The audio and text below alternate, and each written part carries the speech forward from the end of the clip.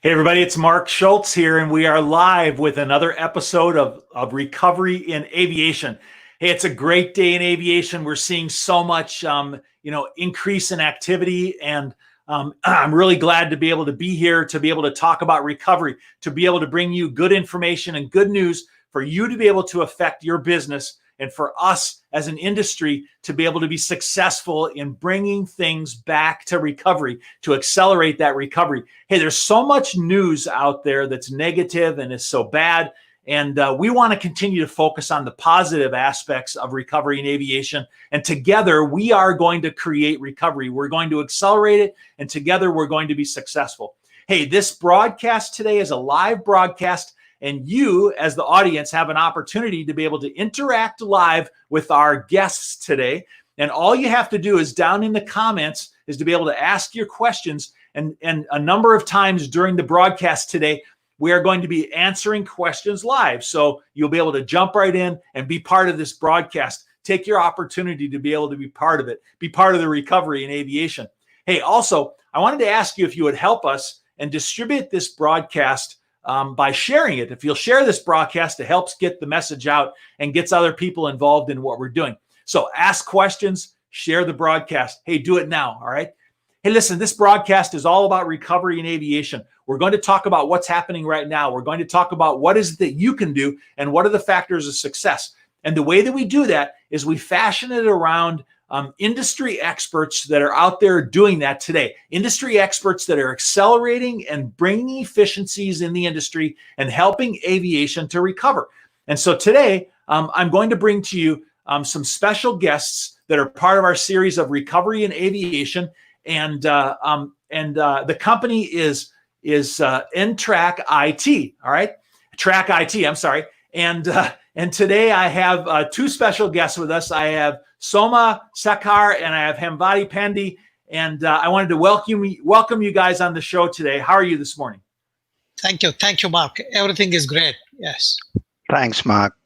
Thanks, Hem. So they like to go by Soma and Hem, and so we'll be calling them Soma and Hem today. Hey, listen, Soma is the CEO of TrackIT. And Soma, where are you located today? And what is your company doing in aviation? Just give us a little bit of information about your company. Right. Hi, Mark, and hi, everyone. I'm actually based in Dubai, and currently I'm in Hyderabad, enjoying the hot summer here in India, running into 45 degrees Celsius. Wow. Right. Yeah. And TrackIT is an exciting company, and what it is trying to do is to bring the technological edge into certain niche areas in the aviation. And we are extremely successful with suspect bag tracking systems. It is adopted by multiple airports in multiple regions worldwide. And we are translating that success using RFID technologies that we have achieved with bag into in domains of MRO, as well as in ground support equipment, tracking, and in other niche areas of the aviation. Okay, let me ask just a small little follow-up. I'm not certain that people out there would really understand what suspect tracking of bags is. Can you tell us what that is? Right. So these are the bags carried by passengers which are bringing in knowingly or unknowingly certain material which are prohibited in that country. So typically it always happens at random. So we bring a systematic tracking, rather identifying those passengers carrying those bags and stopping them at the customs exit. And those passengers who are not bringing in those prohibited material, they're allowed to just pass through. So that brings in so much of efficiency at the exit gate. So passengers, they just walk through who are not bringing in any prohibited or contraband items. Yeah. So how long has your company been doing this? Oh, in fact, we have been doing this for the past 10 years, and TrackIT is about 15-year-old company. And in fact, all the airports who have adopted this solution are extremely happy about it. And it is the customs officers who get big benefit. And the technology is you're actually using RFID technology to track the bags. Is that correct? How does that work? That's correct. Yes, we are using passive RFID technology, which is a cheaper way to implement or how we can identify those suspect bags. And then we track that bag from the time the bag is picked up from the carousel by the customer or the passenger, and he walks through the customs exit, right? So that's been a really successful implementation for you, for the company, and that's really where you started, was to use RFID technology in order to be able to track bags. That's really interesting. Absolutely. And then I understand that now you've decided to take that to the next step, and you're applying that same philosophy of using RFID in other spaces within aviation. Now, where have you taken it next? Yeah, absolutely well said, Mark. And we have started with bag, where we are using disposable passive RFID tags. And we looked at other areas, which is the MRO, especially the engine service, where the parts tracking or the job tracking, it's actually a lot of inefficiencies crept in. So we have deployed reusable RFID, where the tags can withstand high temperatures and chemical resistance, and we have deployed it in a reusable way, very economical way, and very successful. Okay, well, so let me just ask a little bit of a follow-up question. Is now you're applying reusable RFID tags, all right? That's really interesting. Now, it's my understanding that that RFID is a technology which has been considered for some time, within aviation and within MROs and things like that. And I know of several places where it's been successful, like, for example, in emergency equipment and tagging emergency equipment. Let me just start with a multi-part question. Are you using it in any of the areas like emergency equipment or anything like that today? Absolutely. Fire safety equipment or any other fixed assets or inventory items. See, wherever there is an identity that is required, including people or including life vests or including fixed assets, you name it, wherever there is an identification need, we can deploy it, and we have deployed it very successfully. Yeah, okay. And I've seen, and the reason I brought that up is because I've been to a lot of MRO shows, MRO Americas, MRO Europe, Middle East, and I know that there's been companies that have focused on, hey, RFID technology can be used to rapidly inventory and to check, emergency equipment. So we know there's been successful implementation there. All right, but I got to ask you a hard question, right? Because I know there's listeners out there today that have said, hey, we've been talking about implementing RFID in maintenance for many years now, and it hasn't been successful. All right, and I when I talked to you, I discovered that you have found a very interesting way to successfully implement reusable RFID tags in the maintenance process. And I want to just take a few minutes to actually discuss that with you. So can you give us just a quick overview, and then we'll look at a little bit more details on it? Is that what are you doing to change the way RFID is being used in actual aircraft maintenance process to make it successful today? Mark, typically in any RFID adoption process, the technology is less than 5% in terms of playing its role, but it is the functional aspects that would decide and determine whether the adoption of the technology is successful or not. Okay, well, that's interesting. So let me drive a question over to Hem here for a minute. So Hem, is that you're the business head unit, you're the business head leader of the MRO unit specifically, right? Is that correct? Did I say that right? Yeah. Okay, and so you're focusing on MRO, all right? Now we have a little bit of a graphic here, which sort of shows a little bit of the process in MRO and how you're using RFID in an MRO process or a maintenance process. But could you start by maybe explaining to me on how you're using MRO in a back shop process, maybe as a starting point?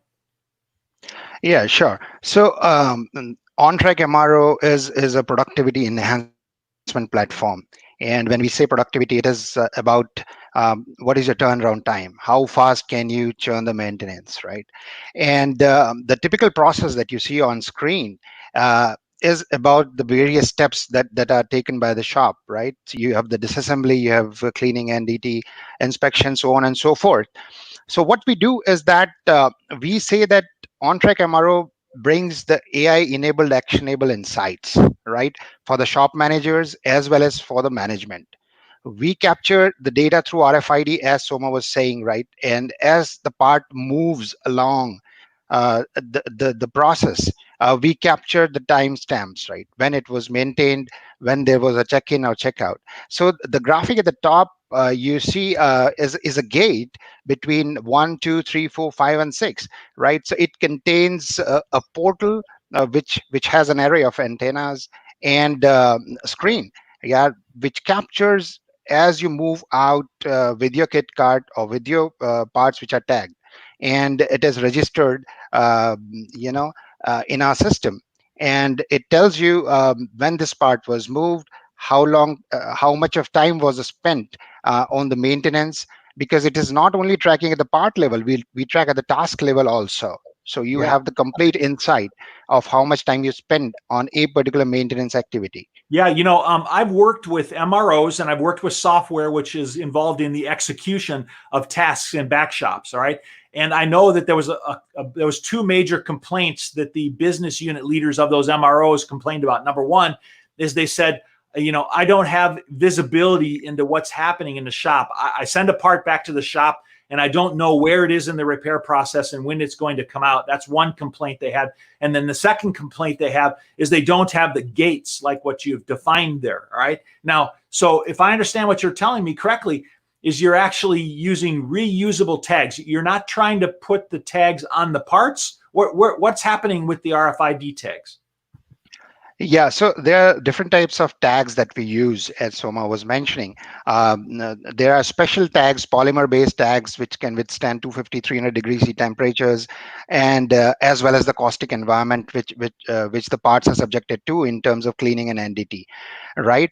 And so these special tags are either put in a pouch if it's a bulk part, non-serial parts, or tagged to the part itself as the part moves through a tie wrap or different means.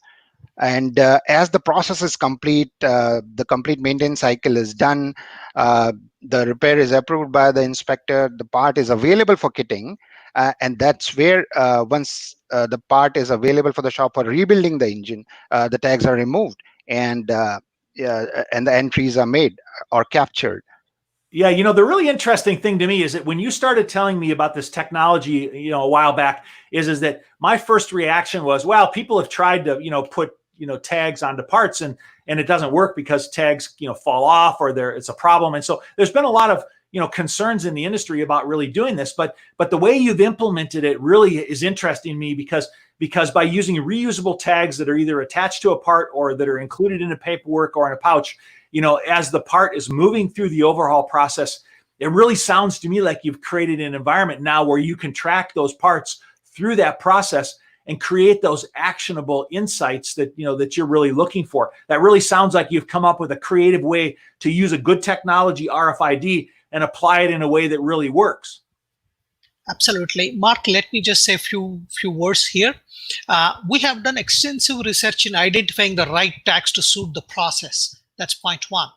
Point two, the adoption process has been fine-tuned where you have 200 to 300 parts on a metal cart moving through a portal, and we read them 100%. So that requires a lot of fine-tuning, a lot of expertise that we were able to bring onto the table. And the third, most important, is how the data captured has been matched extremely well with the functional processes and requirements, and how messaging or actionable alerts are pumped into the system. I think this is what differentiates between a system deployment that's a success or a failure. Okay, well, that's great how you guys have really cracked that. Now, I understand that you have production implementations in engine shops. There's hundreds of parts in an engine. Hem, can you tell me how in the world are you managing, all of those parts, in an engine shop, using RFID tags? I mean, how do you apply them? How do you keep track of them? I mean, there's just so many things going on. I mean, help us understand how you would apply this technology in an engine overhaul process.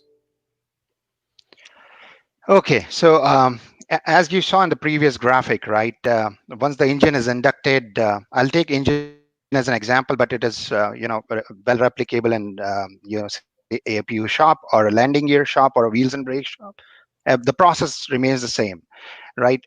So the post induction, as you go through disassembly, there's an off log. That means the total components or the items which are coming out of the engine is called an off log.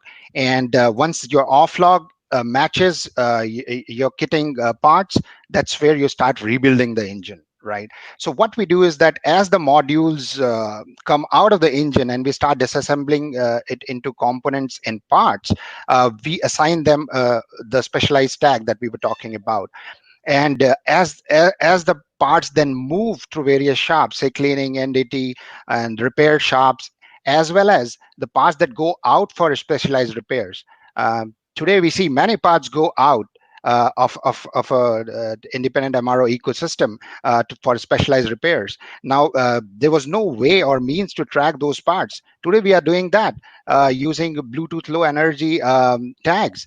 Uh, and we know exactly when the part has arrived, and we know exactly when we're going to put it to the kitting and say that my kit is complete, please start rebuilding the modules and engines. Yeah, so let's sort of take these thoughts for a minute, and between the two of you, I want to drive this back to the discussion of recovery in aviation. All right, so we know that in aviation that we got a lot of airplanes that are on the ground, and we know that some of the changes in MROs are going to occur. There's aircraft that are going back and forth to leaseholders. You know, we have a lot of things that are happening right now in aviation that are going to require us to be more efficient in what we're doing. Can we have a little bit of a discussion about efficiency, just so our listeners can understand this? Is that how is what you're doing really impacting the efficiency of doing a repair? Can you help me with that? Sure. So typically, you see that MROs have ERP systems, right? And the wonderful thing about our platform is that it is ERP agnostic, right? We work with various ERP systems, and we even provide data to them back when we capture those insights. So ERP system has its own merits and demerits, but we work in conjunction or without it, right? When you study the data of a typical MRO operation, you see that most of the work which is done on shop floor in terms of labor hours, optimization of that brings you a good chunk of savings, right? And we can easily see minimum 10 to 15% of savings, and that's like giving you an additional capacity. And that would mean, say, for a 50 shop floor shop visit MRO, it would be a 10% gain. That means you would be able to overhaul 5 more engines in next couple of years, right? So that gives you a right away top line gain of 15 to 16 million. Yeah, you have this concept which you brought up, Soma, you brought up, I think you said actionable alerts, okay? And so you're taking those actionable alerts and you're putting them into some kind of a graphical presentation. And we have a couple of screenshots here which sort of show a little bit about what you're doing with those actionable alerts. Can you tell us, what it is that you're trying to present and why you're trying to present this information to the user of this application? Right. See, taking a step back, in fact, the need of the hour is to enhance efficiencies internally as well as externally. That's what's exactly we are trying to bring it here. So whether the user is sitting at his desktop or he's moving around with his mobile, he will be able to know exactly what is happening in the shop. So if there is in every section and in every section of the workshop, right? So he does not have to go through lots of data. He will get an alert on what he needs to do, where there is a shortfall, and he will be able to act on it immediately so that there is no dead time in the workshop. Yeah, I've seen that repeatedly when I've looked at back shop operations and at MROs and airlines. Is that when people need to have a clearly understood execution plan. But the biggest problem is they don't have insight and information about what's happening during the repair and overhaul process.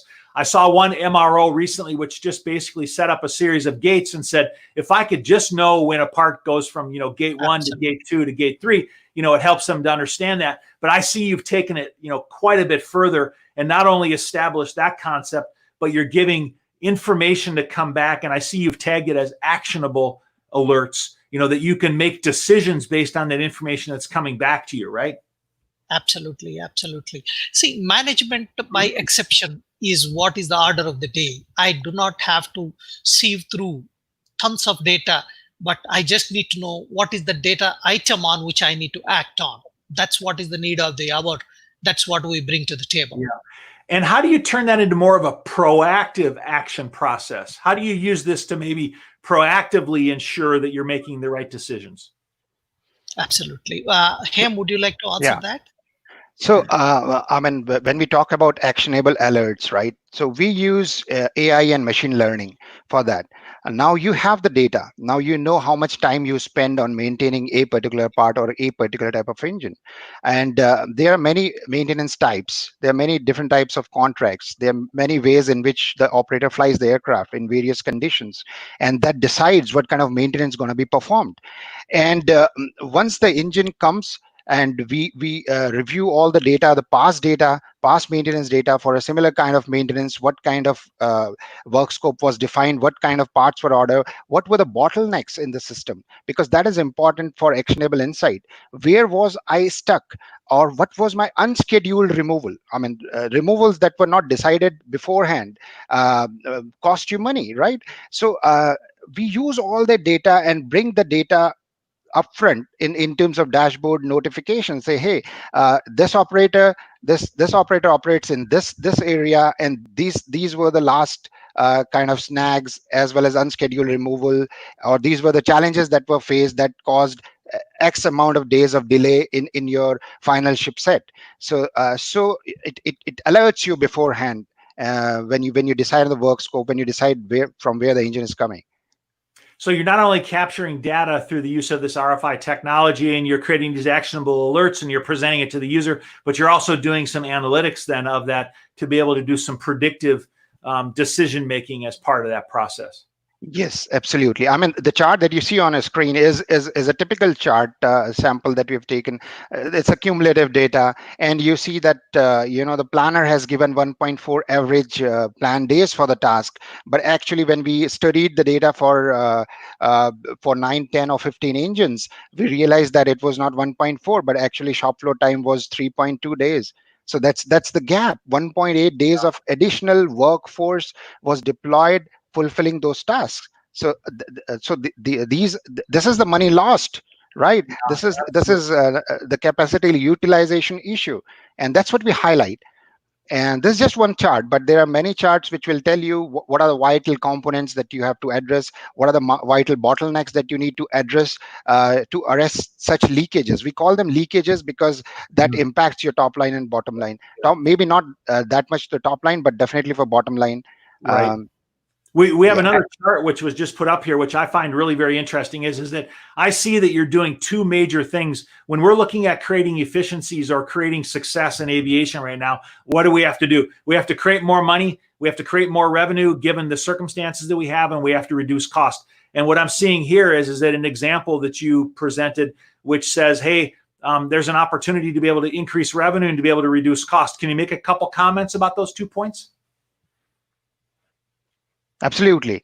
So, I mean, we have seen that MROs were struggling with the capacity pre-COVID time, right? And not that it has vanished now, because as the flying resumes, you would see the volumes building up again. What we are saying, this is a simulation for a 50 shop visit MRO, engine MRO. And what we see that after freeing the capacity based on the deployment of the system, we see that we give additional capacity of 5 shop visit. That means 5 more overhauls that the MRO can pursue now, which brings the increase in top line to say 15 million additional top line. As well as what we say is that 1.8 million is the savings that you get, and this saving comes out from the labor hour savings that you saw in the previous chart, the delay in part marshalling, cost of lost tools, cost of lost parts. So much of time is being wasted in identifying the parts, and in large shops especially, you see a lot of parts get lost. With this technology, you won't see that. You would keep track of each and everything.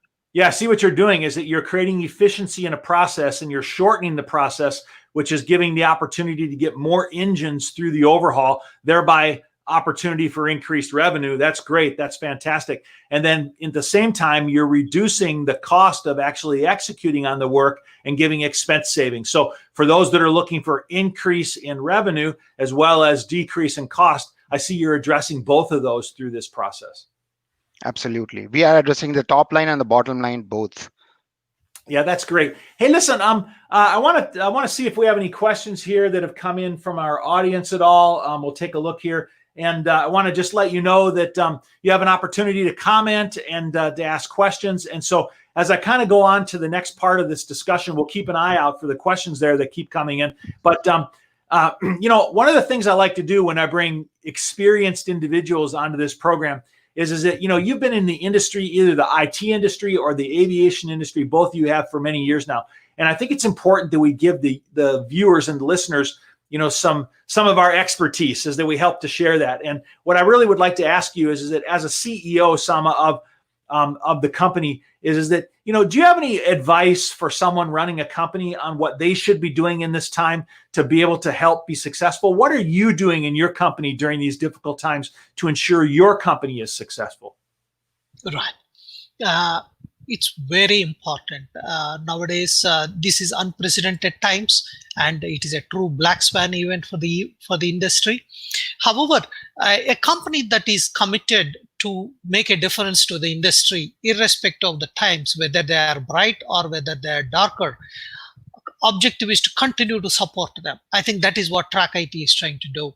And we are trying to help our customers in enhancing the products, modifying it to whatever they require for the newer challenges that are being faced by them.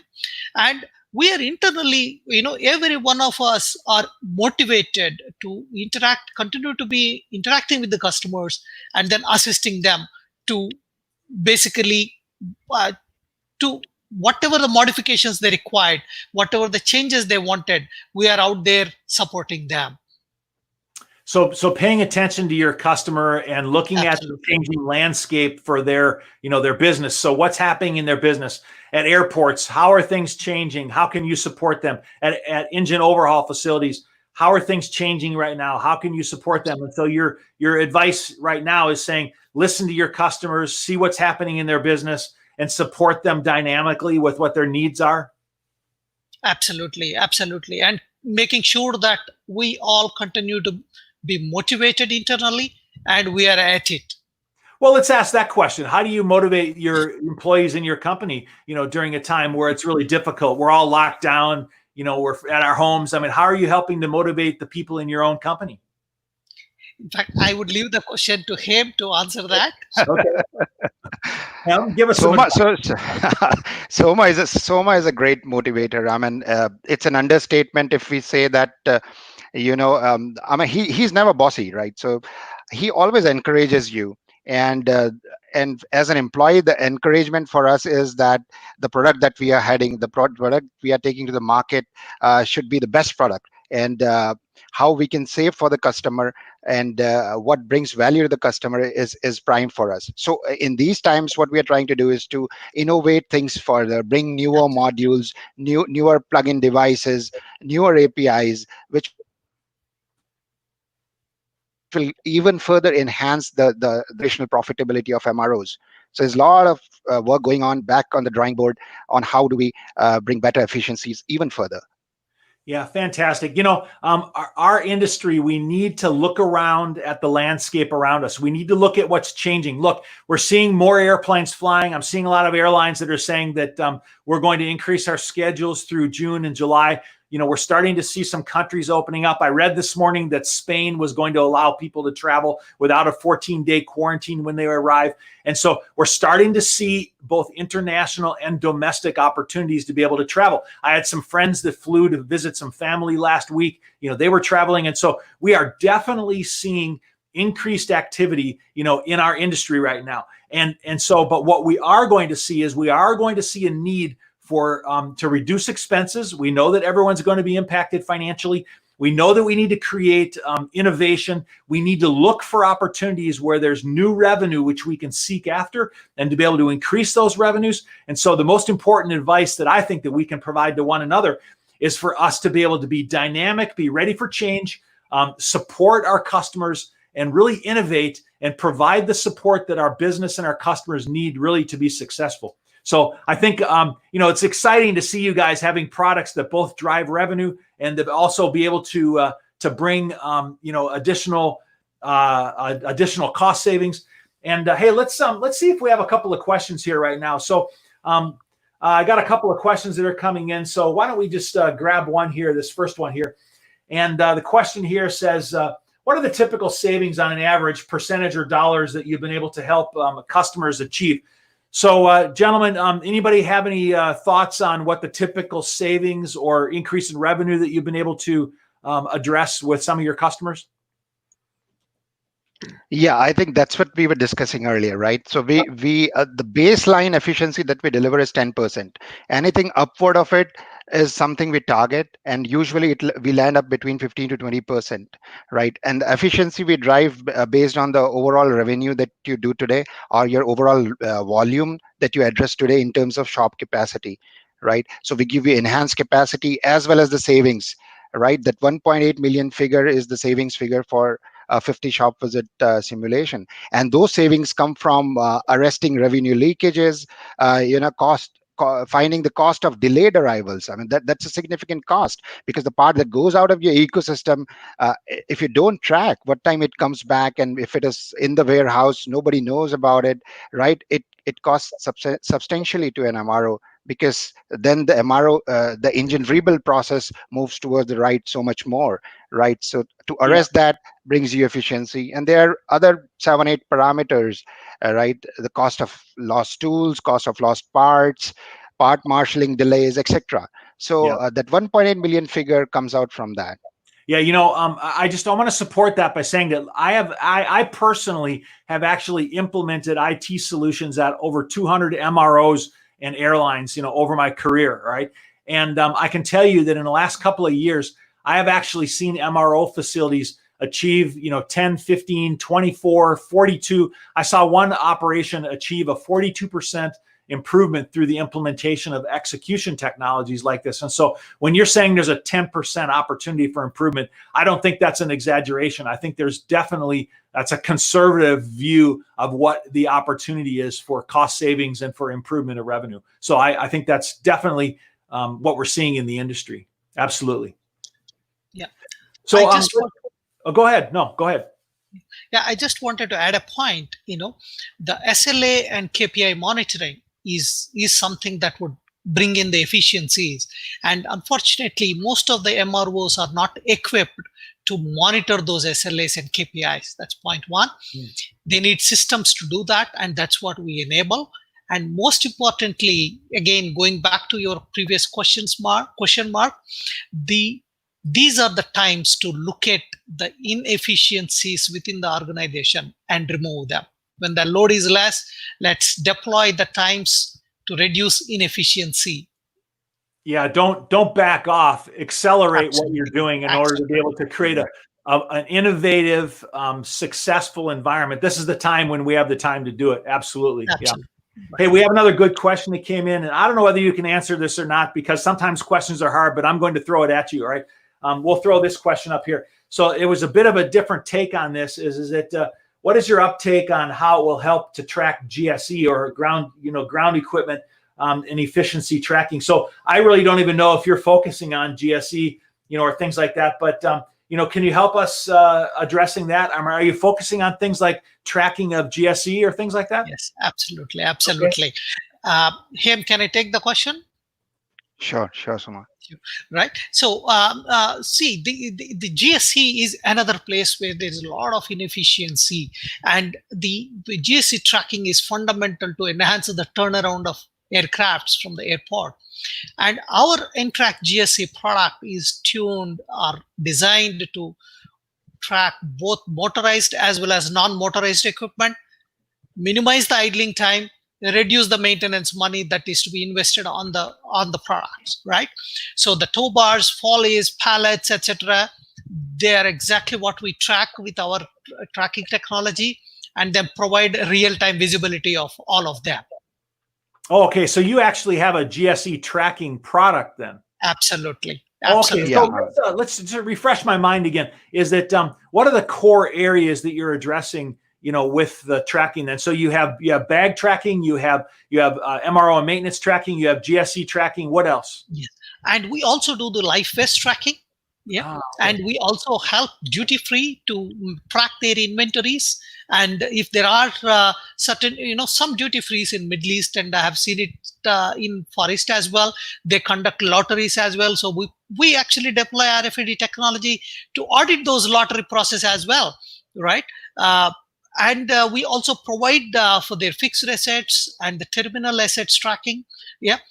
Wherever we see an opportunity to track assets, we provide that service to them. Yeah, I just want to say again is that I have to let you know is that I've been in this industry for almost 40 years, all right, and I've seen RFID solutions come and go, and there are a lot of people in aviation have said RFID it really doesn't work. It's been around for a long time, but Soma, you told me when we had an earlier discussion that, hey, listen, it's been so successful in other industries like retail, and you guys have found a way to make it successful in a lot of different spaces within aviation. I just have to tell you personally, I'm impressed with the success that you're having in implementation of RFID and the impact that you're really making. Let me just ask you another hard question is that, how did you get into this market? I mean, why did you decide to go after RFID tracking when so many people have had problems doing it? Yeah. See, I think we have, first of all, believed in the technology. We believe that the technology has a lot of potential. Okay, and we have committed as an organization to bring visibility to any vertical that we have undertaken to provide visibility through RFID and complementary technologies. And this demanded a lot of self-belief in our assessment, and we have committed to that as an organization. And we went on achieving the efficiencies in RFID deployments in a variety of quarters, and we have been able to bring those efficiency and translate them to money, either in cost savings or in revenue enhancement to every customer that we have addressed, right? And I think this continue to increase self-belief that we can continue to provide more and more efficiencies to our customers. And then we chose one vertical, aviation, and we said, this is where technology can be better deployed. We can bring in more efficiencies. And that's where we have zeroed in on aviation as a vertical. I just really think it's an innovative reassessment of a technology that's been around for quite some time and applying it to a modern day, challenge. And so I think you guys have done a really good job of doing that. Hey, we got a couple more questions that have come in. I want to grab them.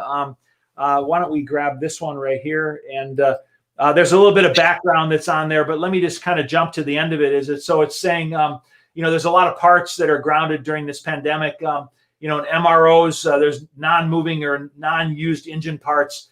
So the question is that some of these parts expire or they get dry. Can you track like expired parts, or how would you help with inventory and tracking, expiration dates or expired parts, or, let's kind of address that. During this time, there might be some parts that have been sitting for a long time in a warehouse. How can you help with that kind of situation? Yeah. Okay. Yeah. Shall I take it? Okay. So not only during this time, Mark, this has been a problem with the MROs and maintenance organization for quite some time, right? You have a lot of scrap which is generated, and we are talking about expensive parts. Expensive parts for which the dispositions or for which the maintenance schedule or maintenance scheme or repair schemes are not defined, right? What do you do with all those expensive parts? So there are warehouses filled with scrap parts which are expensive, awaiting a proper disposition in terms of how they can be maintained or repaired, right? So soon we are bringing a module. We have started working on it, which will be on the scrap management or the parts which are not being used at this point of time, and we will use the same passive RFID technology to track all those parts, so that as you go towards the right, and when you have those maintenance schemes available from the OEM and the airworthiness authorities, you would quickly go back and look into those parts and bring them back into the mainstream. That's a goal, and we are working on that. So it's fairly well achievable. I mean, in the current landscape that we have. Okay, yeah, definitely. RFID has definitely been used in inventory and keeping track of, parts and their expiration dates and where they are, has always been something that's there. And you guys are just going to be able to enhance that. Definitely. Hey, that kind of flows us into the next question that I want to bring up here. We have a person out there that's asked a question really about integration. So I know earlier you said, hey, we integrate with major ERPs, and we know there's systems out there like, Amos and Trax and Aerosoft and, Ultramarine and all those different major ones, Oracle, SAP, all of those. Now, so the question that I think someone's asking here is that how well can you integrate with those types of systems like that? Talk to us a little bit about integration and how that works with an ERP system. Right. Let me take that question here. Right. Sure.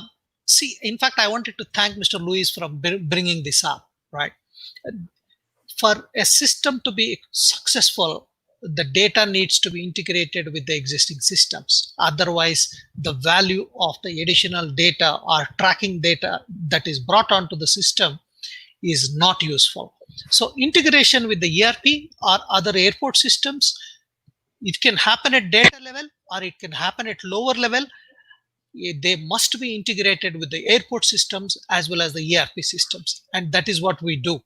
Now, this is also a differentiator. In fact, Mark, you kept on asking what is the secret of success of TrackIT. The success of TrackIT is bringing the tracking data derived from RFID and integrating them with ERP and other airport systems. Right? This is exactly. In fact, I want to thank Mr. Lewis again for bringing this up. And yes, they are integrated with a variety of methods. Yes. Yeah, that's good. I mean, so it's good to hear that your system is flexible, and I definitely see it as a module that can be added to a IT portfolio. All of us have an existing IT portfolio, and one of the biggest challenges we all have is deciding which pieces to bring into our portfolio and which we can use to, help add and enhance. And we definitely want to do that based on a return on investment kind of a process. And so, absolutely, integration is an important part. And I hear you saying that's a strong part of what you're doing. Hey, listen, I have another really good question that's come in that I want to bring up because I think it's really valid. And I think people are always asking themselves this. So here's a question here, is that we talked about using reusable RFID tags. And the question here is that, hey, you talk about reusable RFID tags, why not use permanent RFID tags? And so I've heard you tell me before that there's a place for reusable and for permanent. Can you talk about that? Because I do believe that there's a place for both. Can you address why you'd use reusable or why you'd use permanently attached RFID tags? Sure. Can I take that question, Hank? Sure, yeah? Sure. So, you see, what actually happens is there are certain, the moment a tag is permanently applied on a part, it has to have its what you call the airworthiness. So there are, like, for example, if you look at A350 today, there are close to 2,000 parts that are permanently tagged with RFID, right? And there are certain parts where they require additional data that has to go onto memory. So you have certain high memory chips which are applied onto those. But it's not necessary to apply permanent RFID tag on every part, especially if you look at an engine. I cannot place a permanent RFID tag. However, I want to improve efficiency in the engine MRO. So this is where we adopted reusable RFID tags to bring in those tracking efficiency. This is restricted to or limited to an engine shop, if that answers the question. Yeah, I mean, I just want to add to what Soma said, and there is a place, and we are using permanent RFID tags also to tag those trolleys and kit carts, right? So those are the fixed and movable assets which aid in the part movement. So we permanently tag them, while we use the reusable tags on the parts that are going to be put back onto the engine and flown back or shipped back to the customer. So that's the difference. We use both of them. We also use barcode technology. We also use BLE technology. So I mean, it's an amalgamation of all. And one important point that I want to tell here that we missed to mention is that the deployment time of the platform that we have, right, from the requirements gathering to a final system delivered, we are so flexible and so fast that it takes 1.5 to 3 months based on how big your shop is to fully deploy our system, and you can start working on that. We also digitize your past maintenance data so that from day one you have the insights on what you have done in the past, and if the same problem arrives in future maintenance, what you need to do. So you don't have to wait for the data accumulation. Typically for data scientists, you need that kind of data. We already capture that data too. Well, that's good. That's a really good deployment time. So just clarify that for me again. Is that what is the typical amount of time then it's required to deploy such a solution like this? Yeah. So first of all, we are very flexible in terms of how we model this, right? We offer the complete system and platform on SaaS model, right? And we bring the complete system to your premises. We install it, we deploy it, we show you how it works, we train your people, right? And we charge nothing. That's the beauty of it. It's a completely SaaS based model. The charge comes or the payment arrives only when you start maintaining those engines or landing gears or wheels and brakes or APUs, right? So that way you don't have to worry about the additional investment or the capex that you want to put into the system that we provide. Yeah. And as far as the deployment goes, how ERP system, how much time they usually require to set up an ERP system, so many modules, right, and then train everything. But we are very flexible. We have many modules, and we integrate and deploy them within 1.5 to 3 months based on how big is the size of the MRO. Right, when I say big, I'm talking in terms of shop visits, right? Usually we take 50 shop visit as the baseline, but if it is more like 100, 200, 300, it might take near to 3 months. If it is a smaller one, it might take just 1.5 months.